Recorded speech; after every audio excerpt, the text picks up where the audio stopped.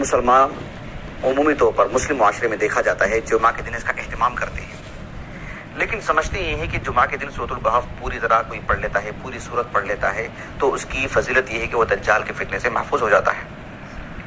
ایسی اللہ کے رسول سے کوئی حدیث ثابت نہیں ہے صلی اللہ علیہ وسلم۔ بات دراصل ایسی ہے کہ سورۃ الکہف کی جو فضیلت ہے وہ دو طرح کی ہے۔ ایک وہ فضیلت ہے کہ سورۃ الکہف کی کل سورت شروع سے لے کر آخر تک پوری سورت کی کوئی تلاوت کرتا ہے، 110 آیتیں کوئی پڑھ لیتا ہے، قطع نظر اس کے کہ وہ دیکھ کر کے پڑھتا ہے یا برزبانی پڑھتا ہے، اس کو یہ فضیلت حاصل ہے کہ آپ علیہ السلام نے اسے ایک نور کی خوشخبری دی۔ ہم آگے بتلائیں گے آپ کو انشاءاللہ۔ یہ دو الگ الگ حدیثیں ہیں جسے سمجھنے کی ضرورت ہے۔ سورۃ الکہف کی جو پوری سورت پڑھنے کی جو فضیلت ہے وہ کیا ہے؟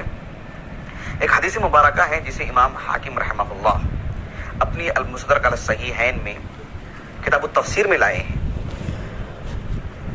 امام حاکم رحمہ اللہ نے اس حدیث کو درج کرنے کے بعد لکھا ہے کہ ھذا حدیث صحیح الاسناد ولم یخرجہ، اور شیخ محمد ناصر الدین البانی رحمہ اللہ نے بھی منار السبیل پر جو تخریج کا کام کیا ہے، ارواء الغلیل میں اس حدیث کو صحیح کہا ہے۔ حدیث سندن صحیح ہے۔ ابو سعید الخدری رضی اللہ عنہ اس حدیث کے راوی ہیں، وہ کہتے ہیں کہ آپ علیہ السلام نے فرمایا من قرأ سورۃ تخریج کا کام کیا ہے، ارواء الغلیل میں اس حدیث کو صحیح کہا ہے۔ حدیث سندن صحیح ہے۔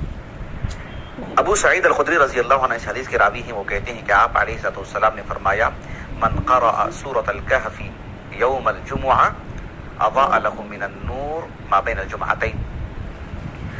آپ علیہ السلام نے فرمایا کہ جو شخص جمعہ کے دن سورۃ الکہف کی تلاوت کرتا ہے، جمعہ کے دن سورۃ الکہف کو پڑھتا ہے، کل سورت دیکھ کر کے پڑھتا ہو یا بغیر دیکھے پڑھے، کل سورت کوئی پڑھ لیتا ہے، اللہ سبحانہ و تعالیٰ کی طرف سے جس جمعہ کو وہ پڑھ رہا ہے آنے والے جمعہ تک اللہ کی طرف سے اسے ایک نور عطا کیا جائے گا جو نور کے اسے گھیر کر کے رکھے گا۔ اور اس نور کا فائدہ کیا ہوگا؟